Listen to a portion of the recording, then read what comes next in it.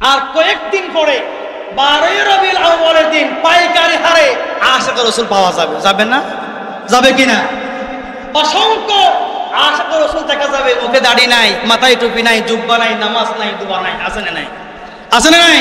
তারাও আশিক রাসূল বলে দৌড়ায়। কেন? দৌড়াদৌড়ির পরে বিরিয়ানি খাবে, ঠিক কিনা বলে? তাহলে কি বিরিয়ানির আশিক না রাসূলের আশিক? কথা বলেন। আমরা সত্যিকারের রাসূলের আশিক হতে চাই, রাজি আছি? সবাই রাজি আছি তো ইনশাআল্লাহ? আমার ভাইরা, এই যে বাংলাদেশে কোটি কোটি আশিক রাসূল দাবিদার আছে, আছে না নাই? অসুবিধা নেই, থাকতে পারে। তবে আমরা বন্ড আশিক চাই না, আমরা সত্যিকারের আশিক রাসূল হতে চাই, ঠিক কিনা বলেন? ঠিক কিনা?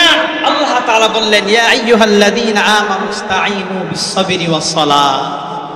আল্লাহ তাআলা বললেন, ও আমার ঈমানদার বান্দারা, খুব সুন্দর করে আদর করে আল্লাহ তাআলা বললেন, ইয়া আইয়ুহাল্লাযীনা আমানু ইসতাঈনু বিস-সাবরি ওয়াস-সালাহ। আল্লাহু আকবার বলেন। আল্লাহ তাআলা ঈমানদারদেরকে বলছে। এখানে আমরা যারা আসলাম, আমাদের প্রত্যেকের ঈমান আছে না নাই? বলেন, আছে না নাই? ঈমান আনছি কার উপরে? কথা বলেন, ঈমান আনছি কার উপরে? আল্লাহ তাআলার উপরে, কিতাবের উপরে, রাসূলুল্লাহর উপরে, ফেরেশতাদের উপরে, পরকালীন আমরা যে মারা যাব আবার সব বিষয়ের উপরে আমরা ঈমান আনছি কিনা? বলেন, ঈমান আনছি কিনা?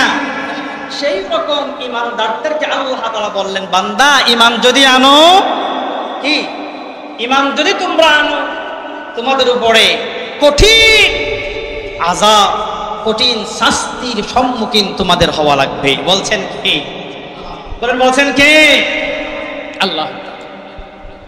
আমার ভাইরা, ইতিহাস বলে, আল্লাহ তাআলার কালামুল্লাহ বলে, এই দুনিয়াতে অসংখ্য অসংখ্য পয়গম্বর, আম্বিয়া আলাইহিস সালাম, নবী এবং রাসূল দুনিয়ার মধ্যে আসলে কেবলমাত্র শুধু 2 জন নবী ছাড়া আর এমন কোন নবী নাই আল্লাহর জমিনে রক্ত দেয় নাই। আল্লাহু আকবার বলেন। অসংখ্য নবী, কেউ বলে 1,24,000, আর কেউ বলে 2,24,000। অসংখ্য নবীর ভিতরে 2 জন নবী ছাড়া কয়জন? বলেন, কয়জন? শুধুমাত্র 2 জন নবী ছাড়া এমন কোন নবী দুনিয়াতে আসে নাই, কাফেরদের নির্যাতনের শিকার হয় নাই, আল্লাহর জমিনে রক্ত দেয় নাই। বলেন আল্লাহু আকবার। যেহেতু নবীরা রক্ত দিয়েছে, উনাদের সেই রিসালাতের দায়িত্ব যে আমরা নিয়েছি, আমরা সেই রাসূলুল্লাহদের আদর্শ, আম্বিয়াদের আদর্শ যে আমরা গ্রহণ করেছি, আমাদের উপরে নির্যাতন জুলুম কি আসবে না? বলেন, আসবে কি আসবে না? ঈমান আনলে পরে আমাদের থেকে অবশ্যই কাফেরদের নির্যাতনের শিকার হওয়া লাগবে, কোনো সন্দেহ? আমার ভাইয়েরা, এর মধ্যে ঈমানদাররা কেমনে কেমনে তারা ঈমানের জন্য রক্ত দিয়েছে। আমাদের জন্য সাহাবায়ে কেরাম হলো উত্তম আদর্শ, আমাদের জন্য আইডল, ঠিক কিনা বলে? বর্তমান সময়ে যুবক যুবক যে ছেলেরা আছে, তারা ইন্ডিয়ান সিনেমা, বাংলা সিনেমা দেখে দেখে তারা নায়কদেরকে, খেলোয়াড়দেরকে আইডল মানে, ঠিক কিনা বলেন? মানে কি মানে না? অথচ আমাদের জন্য আইডল হওয়া লাগবে রাসূলুল্লাহ এবং সাহাবায়ে কেরাম, ঠিক কিনা? আমাদের জন্য কোন নায়ক নায়িকাদের মধ্যে, খেলোয়াড়দের মধ্যে, সেলিব্রিটির মধ্যে কোন ধরনের আদর্শ নাই। আমাদের জন্য উত্তম আদর্শ হলো মুহাম্মাদুর। আল্লাহ রাব্বুল আলামিন বলেন, লাকাদ কানা লাকুম ফি রাসূলিল্লাহি উসওয়াতুন হাসানাহ। বলেন আল্লাহু আকবার। আমার ভাইয়েরা, কোন সেলিব্রিটি, খেলোয়াড়, নায়ক নায়িকা, গায়ক গায়িকা কেউ তোমাদের জন্য আদর্শ হতে পারে না। দুনিয়ার কোন ফির আলেম তোমাদের জন্য আদর্শ হতে পারে না। তোমাদের জন্য উত্তম আদর্শ হলো মুহাম্মাদুর রাসূলুল্লাহ। আল্লাহু আকবার বলে। মুহাম্মাদুর রাসূলুল্লাহ সাল্লাল্লাহু আলাইহি ওয়াসাল্লামের আদর্শের ভিতরে তোমাদের জন্য উত্তম আদর্শ রয়েছে। বলেন সুবহানাল্লাহ। এটা বলেছেন কে? আমার কথা না, আল্লাহ পাকে। কথা কি বোঝা যায়? কে বলেছে? আল্লাহ। আমার ভাইরা, এর মধ্যে রাসূলকে দেখে দেখে যারা আদর্শ গ্রহণ করেছে তারা হচ্ছে আমাদের জন্য আইডল, সাহাবায়ে কেরাম রিদওয়ানুল্লাহি আলাইহিম আজমাইন। আমার ভাইরা, মক্কার কাফেররা মুনাফিকি করে হযরতে হাব্বাব রাদিয়াল্লাহু তাআলা আনহুকে তারা গ্রেফতার করেছে। ওনার আত্মীয় স্বজনরা গ্রেফতার করেছে। গ্রেফতার করার পর খুবাইব রাদিয়াল্লাহু তাআলা আনহুকে গ্রেফতার করার পর খুবাইবকে বলল, খুবাইব তুমি যে ধর্ম দিন গ্রহণ করেছো, তোমার দিনটা তুমি আস্তে করে ছেড়ে দাও, আবার পুনরায় যেই ধর্মে ছিলা সেই ধর্মে চলে আসো। খুবাইব বলেছে, ও আমার আত্মীয় স্বজন, যেই ভাইরা তোমরা আমাকে যেই প্রস্তাবটা দিয়েছো, আমার পক্ষে সেই প্রস্তাবটা গ্রহণ করা কোনোভাবে সম্ভব না। আল্লাহু আকবার বলে। খুবাইবকে গ্রেফতার করার পর বলল, খুবাইব তুমি যে মুহাম্মদের দ্বীন গ্রহণ করেছো, তুমি সেই দ্বীন ছেড়ে দাও, পুনরায় তুমি যেই ধর্মের লোক ছিলা সেই ধর্মে চলে আসো, তাইলে পরে তোমাকে আমরা ছেড়ে দিব। তাহলে তোমাদেরকে কি দিব? এরপরে খুবাইব বললেন, আমার পক্ষে তোমাদের এই প্রস্তাব গ্রহণ করা সম্ভব না। কারণটা হলো, যেই কালিমা পড়ে মুসলমান হলাম, যেই ঈমানের শাকটা আমার ভিতরে ঢুকেছে, আমার জীবন দিতে পারি, ঈমান কোনদিন ছেড়ে দিতে পারি না। আমার ভাইরা, দাত্ত কণ্ঠে হযরত খুবাইব রাদিয়াল্লাহু তাআলা আনহু জবাব দিয়েছে, আমার পক্ষে কোনোভাবেই সম্ভব না ঈমান ছেড়ে দেওয়া। কারণ ঈমানের যে স্বাদ আমি পেয়েছি, আমার জীবন যাবে, আমি ঈমান ছেড়ে দিতে পারবো না। আল্লাহু আকবার বলেন। অথচ বাংলাদেশে অসংখ্য বড় বড় আলেমরাও তারা মামলা এবং হামলার বইয়ে বাতিলের পক্ষে নিয়েছিল, ঠিক কিনা বলে? আরেক শ্রেণীর আলেমরা তারা ফাঁসির মঞ্চে গিয়েছে, জেলে তারা নিজের স্বেচ্ছায় ঈমানের জন্য কারাবন্দী গ্রহণ করেছে। এরপর তারা তাদের হক থেকে, ঈমান থেকে দূরে সরে যায় নাই, ঠিক কিনা বলে? এই হচ্ছে রাসূলুল্লাহর আদর্শ, সাহাবায়ে কেরামদের আদর্শ। আমার ভাইরা, যখন এই কথা বললেন, হযরত খুবাইবকে গ্রেফতার করার পরে ঈমান যখন ছাড়বে না, তাকে বলে দিল, ঈমান যদি না ছাড়ো তাহলে তোমাকে আমরা ফাঁসি দিব, তোমাকে দুনিয়া থেকে বিদায় করে দিব। খুবাইব বলল, তোমাদের যা ইচ্ছা তোমরা আমার উপরে করতে পারো, আমার কোনো আপত্তি নাই, কারণ আমি ঈমান গ্রহণ করেছি ছেড়ে দেওয়ার জন্য নয়। আমার ভাইয়েরা, তখন হযরত খুবাইব রাদিয়াল্লাহু তাআলা আনহুকে লোহার শিকল দিয়ে বেঁধে টেনে টেনে সুর এবং বাটপাট ধরলে যেই রকম তাকে মারা হয়, সেই রকম টেনে হেসড়ে নিয়ে যাচ্ছে ফাঁসির মঞ্চে। এলাকার সব মানুষদেরকে ডাক দিল, যুবক, বৃদ্ধ, বৃদ্ধা, যুবতী সবাইকে ডাক দিল।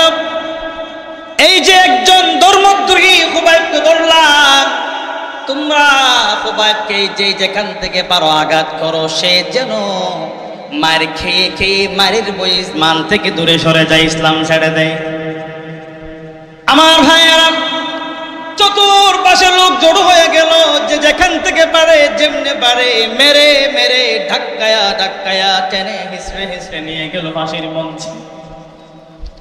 আমার ভাইয়েরা, তখন একজন সাহাবী তখন ঈমান আনে নাই, তার নাম হলো আব্দুল্লাহ ইবনে হুযাফা রাদিয়াল্লাহু তাআলা। এই সব ঘটনা উনি বর্ণনা করলেন।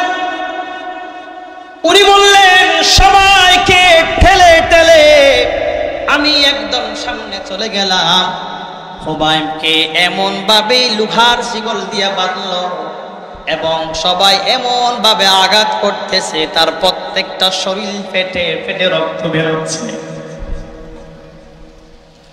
সবগুলো আমি দেখলাম, অবজার্ভ করলাম। খুবাইবকে যত মারা হয়, খুবাইবকে বলা হয়, খুবাইব এখনো সময় আছে, ঈমান ছেড়ে দাও। খুবাইব বলল, আমাকে এর থেকে আরো বেশি যদি নির্যাতন করো তাহলে আমি ঈমান ছেড়ে দিব না। খুবাইবের স্পষ্ট কণ্ঠ শুনে আব্দুল্লাহ ইবনে হুযাফা বললেন, দিন যদি সত্য না হয়, মুহাম্মাদের দিন যদি সত্য না হয়, এত নির্যাতন জুলুম করেছে খুবাইবকে। খুবাইব ঈমান না ছাড়ার কারণটা হলো এই দিনের ভিতরে সত্যতা রয়েছে। বলেন আল্লাহু আকবার। আমার ভাইয়েরা, এরপরে খুবাইবকে বলল, খুবাইব তোমার জীবনের শেষ ইচ্ছাটা কি একবার বলে দাও। ও খুবাইব, তোমার জীবনের শেষ ইচ্ছাটা কি একবার বলে দাও। তোমাকে আমরা ফাঁসি দিয়ে মৃত্যু নিশ্চিত করে দিব। মৃত্যুর আগে তোমার আশাটা আমাদেরকে বলো, আমি তোমার সেই আশাটা পূর্ণ করে দিব। তখন খুবাইব রাদিয়াল্লাহু তাআলা আনহু বললেন, ইন শি'তুম আন তাতরাকুনি আরকাউ রাকা'তাইনি ক্বাবলা মাসরি'a ফাফআলু। হযরতে খুবাইব বললেন, ও ভাইরা, আমার দুনিয়ার শেষ কোনো ইচ্ছা নাই। আমার শেষ ইচ্ছাটা হলো মৃত্যু দেওয়ার আগে আমাকে 2 রাকাত নামাজ পড়ার সুযোগ দিয়া দাও। আল্লাহু আকবার বলেন। আমার ভাইরা বলল, ভাই, আমার মা বাবা সম্পদ দুনিয়াদারি কোনো কিছু প্রয়োজন নাই, আমাকে 2 রাকাত নামাজের সময় দাও। আমি 2 রাকাত নামাজ পড়ে আমি আমার রব্বুল আলামিন, আমার রবের কাছে সিজদায় দিয়ে আমি হাজিরা দিই। বলেন আল্লাহু আকবার। আমার ভাইয়েরা, কাফেররা খুবাইবকে লোহার শিকল দিয়ে বেঁধেছিল। তার লোহার শিকল দিয়া বাঁধা ছিল, বাঁধা অবস্থায় তার ঠালা খুলে দিল। ওযু করার জন্য, নামাজ পড়ার জন্য একবার না বা এক বালতি পানির ব্যবস্থা করে দিয়েছে। বলেন আল্লাহু আকবার। খুবাইব বলল, ও আমার ভাইরা, আমার ধন সম্পদ দুনিয়াদারি মা বাবা কারো দরকার নাই। আমার জীবনের শেষ মুহূর্তে আমার একটা ইচ্ছা, আমাকে একটু হুজুর দাও, আমি 2 রাকাত নামাজ পড়ে রব্বুল আলামিনের কাছে হাজিরা দিতে চাই। আল্লাহু আকবার। আমার ভাইরা, এজন্য ইমানদার যেখানে নামাজ সেখানে, ঠিক কিনা বলেন? নামাজ ছাড়া কোনোদিন ইমানদার হওয়া যায়? বলেন, ইমানদার হওয়া যায়? নামাজ ছাড়া ইমানদার হওয়া যায় না। রাসূল কারীম সাল্লাল্লাহু আলাইহি ওয়াসাল্লাম বললেন, মান তারাকাস সালাতা মুতাআম্মিদান ফাকাদ কাফারা। যে ইচ্ছে করে নামাজ ছেড়ে দিবে সে কি হয়ে যাবে? কথা বলেন, কি হয়ে যাবে? কাফের হয়ে যাবে। আমার ভাইরা, এখন আমার দেশে নামাজি বেশি না কম? কথা বলেন, নামাজি বেশি না কম? নামাজ ছাড়া বাংলাদেশে এমনও কিছু দৃশ্য আমরা দেখতে পাই, নামাজ নাই, দোয়া নাই, রোজা নাই, কিচ্ছু নাই, সে আবার বড় বড় পীর দাবি করে। আসে না নাই? আসে না নাই? আমার ভাইরা, আমরা কখনো হক এবং সত্যিকারের আল্লাহওয়ালা ওলির বিরুদ্ধে নয়, ঠিক কিনা বলেন? তবে আমাদের দাবি হচ্ছে, দাবি আগেও ছিল, এখনো আছে, কিয়ামত পর্যন্ত যত বাতিল বন্ড পীর এই দেশে থাকবে, সমস্ত পীরদেরকে এই সময় শাস্তি করা লাগবে, ঠিক কিনা? আমার ভাইরা, আমরা কি বন্ড পীরের পক্ষে না সত্যিকারের ওলির পক্ষে? সত্যিকারের ওলির পক্ষে না বন্ড পীরের পক্ষে? সত্যিকারের ওলির পক্ষে। বাংলাদেশে এখন সময় হয়েছে, শুরু হয়েছে, আর সেই সময় বেশি দূরে নয়। যত বন্ডদের মাজার রয়েছে, সমস্ত মাজার বেদাতি শিরকি আটটাকানা সবগুলো বেগে তছনছ করে দেওয়া হবে, ঠিক কিনা বলে? আপনারা কি রাজি আছেন? বাতিলের বিরুদ্ধে রাজি আছেন? কারা তো হাত তোলা, আল্লাহকে দেখিয়ে দেয়।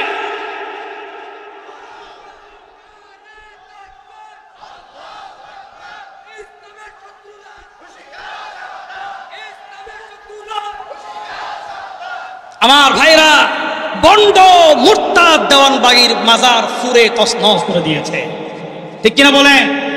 পাগলা বাবার মাজার, ফুল বাবার মাজার, বদনা বাবার মাজার আছে না নাই?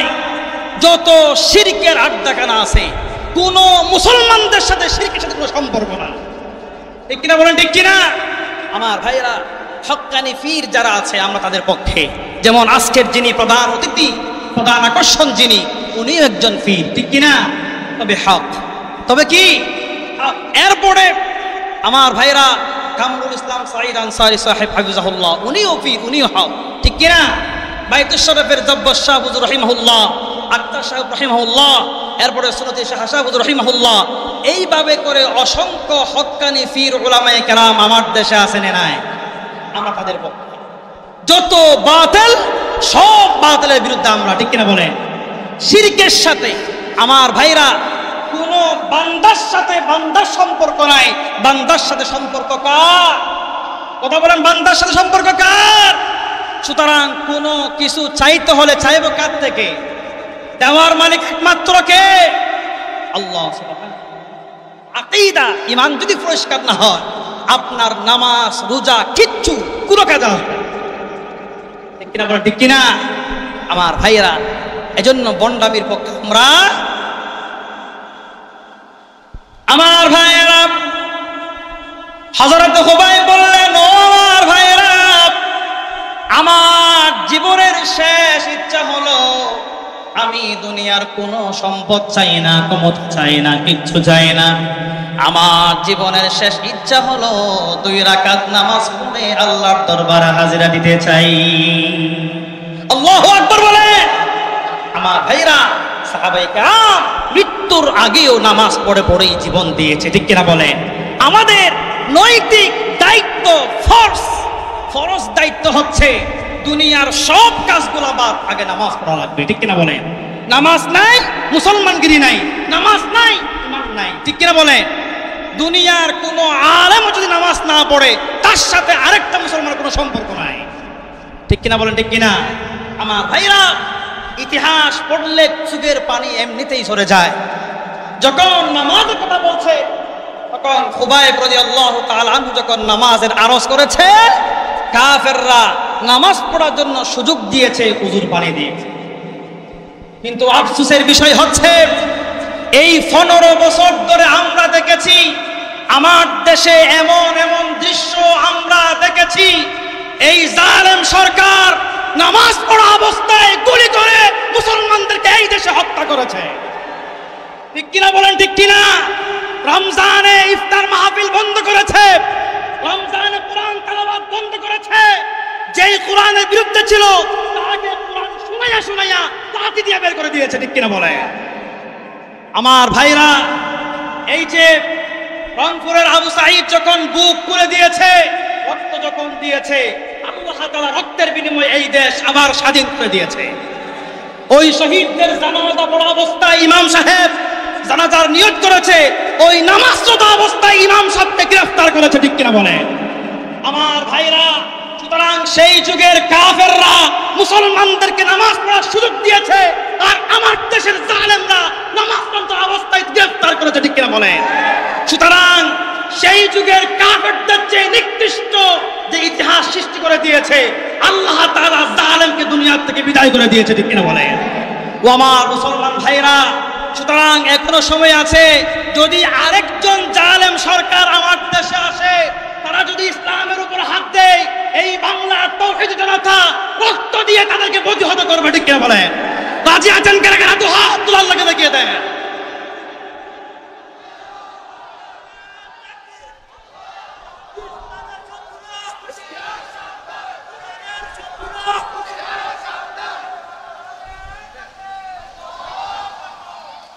আমার ভাইয়েরা, হযরত খুবাইব রাদিয়াল্লাহু তাআলা আনহু নামাজের মধ্যে দাঁড়িয়ে গেলেন, নামাজ যখন শুরু করে দিলেন, আল্লাহু আকবার। এই যে কোরআন, কত সুন্দর কোরআন, তেলাওয়াত কত মধুর। কাবার ইমাম, কাবার প্রথম ইমাম হযরত শাইখ আব্দুর রহমান আস-সুয়াইস যখন কোরআন তেলাওয়াত করে, মনে হয় আল্লাহ তাআলার কালাম এখনই নাজিল হচ্ছে, ঠিক কিনা? কোরআন এত মধুর। আমার ভাইয়েরা, হযরত খুবাইব রাদিয়াল্লাহু তাআলা আনহু নামাজে দাঁড়িয়ে গেল।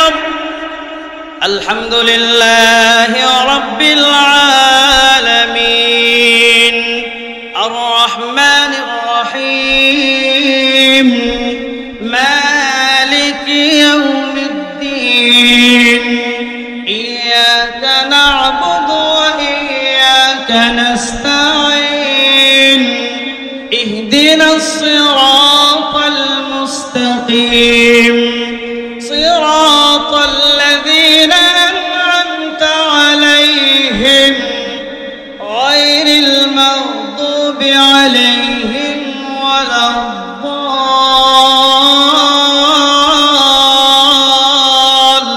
الضالين আমার ভাইয়েরা হযরত খুবাইব রাদিয়াল্লাহু তাআলা আনহু যখন নামাজ শুরু করে দিয়েছে সব কাফেররা মনোযোগ দিয়ে নামাজগুলো দেখতেছে আমার ভাইয়েরা প্রথম রাকাত তাড়াহুড়া করে নাই প্রথম রাকাত লম্বা করে সুন্দর করে আস্তে আস্তে নামাজ পড়লেন দ্বিতীয় রাকাত দেরি করে নাই সংক্ষেপে শেষ করে দিলেন একজন কাফের জিজ্ঞাসা করলো ও খুবাইব কোনো কিছু বুঝলাম না প্রথম রাকাত তুমি লম্বা করে পড়েছো দ্বিতীয় রাকাত তুমি কেন আস্তে করলা কারণটা কি বুঝলাম না এই প্রশ্ন করার পরে হযরত খুবাইব রাদিয়াল্লাহু তাআলা আনহু বললেন ওয়াল্লাহি লাউলা আন তাযুন্নু আন্নী আতলাউস সালাতা জাযাআন মিনাল মাউত লাস্তাকসারতু মিনাস সালাহ হযরত খুবাইব বললেন ও কাফেররা শুনো প্রথম রাকাত আমি লম্বা করে পড়লাম কারণটা হলো ঈমানদার যখন নামাজের মধ্যে দাঁড়ায় যায় কারণ ঈমানদারের সাথে আর দুনিয়ার কোনো মানুষের সম্পর্ক থাকে না ঈমানদারের সাথে সরাসরি আল্লাহর সাথে সম্পর্ক হয়ে যায় ঠিক কি বলেন আমার ভাইয়েরা যখন ঈমানদাররা যখন নামাজের মধ্যে দাঁড়ায় যায় দাঁড়ানোর পর যখন বলে আলহামদুলিল্লাহি রাব্বিল আলামিন আর রহমানির রহিম বান্দা যখন আলহামদুলিল্লাহি রাব্বিল আলামিন বলে যখন ডাক দেয় দুনিয়ার মধ্যে ডাক দেয় আরশ আজিম থেকে সামিআনি ইয়া আব্দি বলে আল্লাহ তাআলা দুনিয়ায় তেলাওয়াতের ডাক জবাব আল্লাহ তাআলা আরশ আজিম থেকে দিয়ে দেয় আল্লাহু আকবার বলে ঈমানদারের সম্পর্ক দুনিয়ায় সরাসরি দুনিয়ায় তেলাওয়াতের সম্পর্ক আর সেই জবাব দেয় আরশ আজিম থেকে কে আল্লাহ রাব্বুল আলামিন আমার ভাইয়া খুবাইব রাদিয়াল্লাহু তাআলা আনহু বললেন ও ভাইরা শুনো আমি যখন নামাজের মধ্যে দাঁড়িয়ে গেলাম আর যখন তেলাওয়াত শুরু করে দিলাম আমার সাথে সম্পর্ক আল্লাহর সাথে এত মজা লাগে বলার মতো সাহস নাই বলার মতো যোগ্যতা নাই এমন মজা লাগে মনে হয় সারাদিন নামাজ পড়তেই থাকি ও ভাইরা দ্বিতীয় রাকাত দেরি না করে তাড়াহুড়া করে শেষ করার কারণটা হলো তোমরা হাসাহাসি করবে বলে তোমরা বলাবলি করবা খুবাইব মওতকে বই পেয়েছে মওতগুলা তার মৃত্যুর রায় যেন পরে হয় এই জন্য দুই রাকাত নামাজের কথা বলে যেন দেরি হয় সেই জন্য লম্বা করে নামাজ পড়তেছে এই কথা বলে বলে তোমরা হাসবা এই জন্য আমার ইচ্ছা হয় না নামাজ শেষ করতে কারণ দুনিয়ার কোন ঈমানদার মওতকে বই করে না আল্লাহরে বই করে ঠিক কিনা তোমরা হাসাহাসি করবা বলে আমি আর দেরি করি নাই তাড়াহুড়া করে নামাজটা শেষ করে দিলাম এই কথা বলে যখন বলল একজন কাফের বলল খুবাইব ও খুবাইব এখনো সময় আছে ঈমানটা বর্জন করো তোমাকে ছেড়ে দিব খুবাইবের সমস্ত শরীরগুলো ফাটা শরীর থেকে রক্ত বেয়ে বেয়ে পড়ে রক্ত জোরে জোরে পড়ে ক্লান্ত হয়ে গেল খুবাইব কোনো জবাব দিল ও ভাইরা আমাকে তোমরা পাথর মেরে মেরে শরীরটা রক্তাক্ত করে দিয়েছো তখন ঈমান ছেড়ে দেই নাই সুতরাং এর থেকে কঠিন যন্ত্রণা যদি আমি খুবাইবকে দাও আল্লাহর কসম করে বলি আমি খুবাইব ঈমান থেকে দূরে সরে যাব না আল্লাহু আকবার বলেন আমার ভাইয়েরা, এই কথা বলার পর একজন কাফের বলল, খুবাইব তোমার থেকে ঈমান ছাড়া লাগবে না, তোমার থেকে ঈমান ছাড়া লাগবে না খুবাইব, তাহলে তুমি একটু বলো তোমার এই জায়গায় যদি তোমাকে ছেড়ে দিয়া মুহাম্মদকে আনি তোমার আউযুবিল্লাহ বলে। কি বলেছে? ঈমান পরীক্ষা করতেছে, ঈমান পরীক্ষা করতেছে খুবাইব, তোমার জায়গায় যদি তোমাকে ছেড়ে দিয়া মুহাম্মদকে এইভাবে বাধা হয়, মারা হয়, তুমি কি করবা? এই কথা বলার পর যখন বলল, খুবাইব রে, ও খুবাইব তোমাকে ছেড়ে দিব, তোমার জায়গায় যদি মুহাম্মদকে বাধা হয় তুমি কি করবা? এই কথা বলার পর হযরত খুবাইব রাদিয়াল্লাহু তাআলা আনহুর এই হাত, দুই হাত গোলা শিকল দিয়ে বাঁধা, দুই পা বাঁধা, তখন কি করবে? আমার ভাইরা, খুবাইবের চেহারা রাগান্বিত হয়ে গেল, চোখগুলা রক্তিম ধারণ করছে, চোখগুলা লাল হয়ে গেল, চেহারা লাল হয়ে গেল। কেমনে প্রতিবাদ করবে? মুখের ভিতরে তুতুগুলা জমা করে যেই কাফের রাসূলকে গালি দিয়েছে তার মুখের দিকে থুথুগুলা নিক্ষেপ করে দিয়া প্রমাণ করে দিয়েছে আমার নাম মুসলমান, আমার রাসূলুল্লাহ, আমি রাসূলুল্লাহর অপমান আমার পক্ষে সম্ভব, সহ্য করা সম্ভব না। আল্লাহু আকবার বলে। তা যখন বলেছে তোমার জায়গায় যদি রাসূলকে বাধা হয় তুমি কি করবা, তখন খুবাইবের হাত পা বাঁধা, কিচ্ছু করতে পারছে না, মুখের ভিতরে থুতু জমা করে ওই কাফেরদের মুখের দিকে থুতু নিক্ষেপ করে দিয়েছে। আল্লাহু আকবার। আমার ভাইরা, হাত বাঁধা, পা বাঁধা, তারপরও রাসূলুল্লাহর শানে বেয়াদবি করেছে, প্রতিবাদ করেছে। এর নাম হচ্ছে সাহাবায়ে কেরামের ঈমানের ঠেস, ঠিক কিনা বলে? আমার ভাইরা, কিয়ামত পর্যন্ত মুসলমানদেরকে শিক্ষা দিয়ে গেছে, ও আমার ঈমানদার তাওহীদ জনতা, আমরা সকলে আশিক রাসূল দাবি করি কিনা? করি কিনা? আর কয়েকদিন পরে 12 রবিউল আউয়ালের দিন পাইকারি হারে আশিক রাসূল পাওয়া যাবে, যাবে না? যাবে কিনা? অসংখ্য আশিক রাসূল দেখা যাবে, মুখে দাড়ি নাই, মাথায় টুপি নাই, জুব্বা নাই, নামাজ নাই, দোয়া নাই, আছে না নাই? আছে না নাই? তারাও আশিক রাসূল বলে দৌড়ায়। কেন? দৌড়াদৌড়ির পরে বিরিয়ানি খাবে, ঠিক কিনা বলে? তাহলে কি বিরিয়ানির আশিক না রাসূলের আশিক? কথা বলেন। আমরা সত্যিকারের রাসূলের আশিক হতে চাই, রাজি আছি? সবাই রাজি আছি তো ইনশাআল্লাহ? আমার ভাইরা, এই যে বাংলাদেশে কোটি কোটি আশিক রাসূল দাবিদার আছে, আছে না নাই? অসুবিধা নাই, থাকতে পারে, তবে আমরা বন্ড আশিক চাই না, আমরা সত্যিকারের আশিক রাসূল হতে চাই, ঠিক কিনা বলেন? ঠিক কিনা? আমার ভাইরা, মাঝে মধ্যে আমার দেশে কিছু নাস্তিক মুরতাদরা রাসূলুল্লাহর শানে বেয়াদবি করে। আচ্ছা, রাসূলুল্লাহর শানে বেয়াদবি করে কি করে না? রাসূলুল্লাহকে নিয়ে বাজে মন্তব্য করে কি করে না? আমার ভাইরা, বাংলাদেশের তাওহীদি জনতা অসংখ্যবার আন্দোলন করেছে মুরতাদের জন্য একটা আইন করা হোক, করে নাই, ঠিক কিনা বলেন? বলেন, করেছে? আমরা সবাই অসংখ্যবার মিছিলে, মিটিং এ আবেদন করেছি বাংলাদেশে একটা আইন করা হোক, মুরতাদ এবং নাস্তিকদেরকে ফাঁসি দেওয়া হোক। আবেদন করি নাই? করি নাই? কোনো আইন করে নাই। আইন করেছে যদি বঙ্গবন্ধুর নামে কেউ বাজে কথা বলেছে, সরকারের বিরুদ্ধে বাজে কথা বলেছে, তারা ইন্টারনেটের মাধ্যমে তারা আইন করে, তারা ওই ওদের বিরুদ্ধে মামলা করেছে, জেল দিয়েছে, ঠিক কিনা বলেন? যত নাস্তিকরা তারা তাদেরকে পুরস্কার দিয়েছে। সুতরাং আমরা দাবি করেছিলাম এমন একটা আইন করা হোক, আমার দেশে যদি আমার রাসূলুল্লাহকে নিয়ে কেউ বাজে মন্তব্য করে তাদেরকে ধরে ফাঁসি দিয়ে মৃত্যু নিশ্চিত করতে হবে। আপনারা রাজি আছেন? কারা কারা তো হাত তুলে আল্লাহকে দেখিয়ে দেয়। আল্লাহ কবুল করে বলুন আমিন। এমন আইন আমরা চাই কি চাই না? বাংলাদেশের প্রত্যেকটা আশিক রাসূলদের একটাই দাবি, সেটা হচ্ছে খুবাইবের মতো আমরা প্রতিবাদ করতে চাই। যারা এই দেশে মুসলমানদের দেশে রাসূলুল্লাহকে নিয়ে বাজে মন্তব্য করবে, আমরা যদি সরকারের আইন না করে আমরা ওই নাস্তিককে বাংলাদেশে থাকতে দিব না, দিব না, দিব না। রাজি আছেন কারা কারা? আল্লাহ কবুল করেন, আমিন বলেন আমিন। আরো জোরে আল্লাহুম্মা আমিন।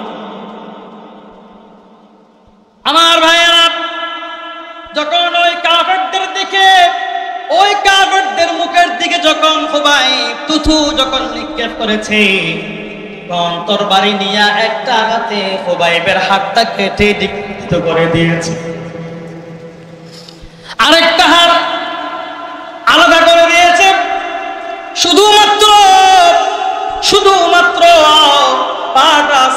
হাত যখন কেটে নিল, তারপর বলল, আমি খুবাইব দুনিয়ার মধ্যে বেঁচে থাকবো, আমি আমার রাসূল আমি বেঁচে থাকতে একটা কাঠারও আঘাত পাবে, আমি খুবাইব কোনোদিন বেঁচে থাকতে সহ্য করতে পারবো না। আল্লাহু আকবার বলেন। এই হচ্ছে সত্যিকারের আশিক রাসূল, ঠিক কিনা বলেন? আমার ভাইরা, সাহাবায়ে কেরামরা রাসূলকে যেইভাবে ভালোবেসেছে, আমরাও সেই রকম রাসূলুল্লাহকে ভালোবাসতে চাই, ঠিক কিনা? তাইলে পরে আমাদের আদর্শ সাহাবীদের মতন হবে। আর সাহাবীদের মতন যদি আমরা আদর্শবান হতে পারি, আমাদের জন্য আল্লাহ তাআলা পুরস্কার জান্নাত রয়েছে, ঠিক কিনা বলেন? আমার ভাইরা, আল্লাহ রাব্বুল আলামিন বলেন, ইয়া আইয়ুহাল্লাযীনা আমানুস্তাঈনু বিস-সাবরি ওয়াস-সালাহ। ও আমার বান্দারা, ঈমানদারেরা, তোমরা যতই তোমাদের উপরে ঈমান আনার কারণে তোমাদের উপরে যত নির্যাতন জুলুম হোক না কেন, তোমাদের উপরে হামলা মামলা ফাঁসি হোক না কেন, তোমরা নামাজের মাধ্যমে ঈমানের শক্তি বাড়াইয়া সবর করবা। তোমরা যদি ঈমানের উপরে অটল থাকতে পারো, অবিচল থাকতে পারো, আল্লাহ রাব্বুল আলামিন বলেন, ইন্নাল্লাহা মা'আস সাবিরিন।